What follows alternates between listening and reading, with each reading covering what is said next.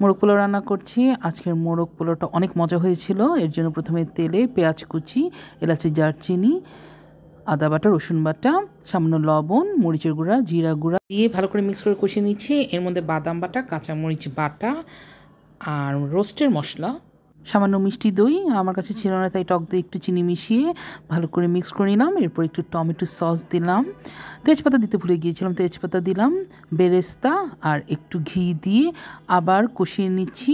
এখন সামান্য দুধ দিব, দুধ দিয়ে এর মধ্যে আগে থেকে মাখিয়ে রাখা লবণ আর সামান্য টক দই দিয়ে মুরগিটা মাখিয়ে রেখেছিলাম এটা দিয়ে দিলাম। এখন কষাবো।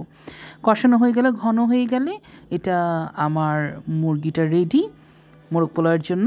এখন আমি উঠিয়ে রেখে সামান্য মশলায় পোলাওয়ের চাল লবণ দিয়ে ভেজে এর মধ্যে গরম পানি দিয়ে দিচ্ছি।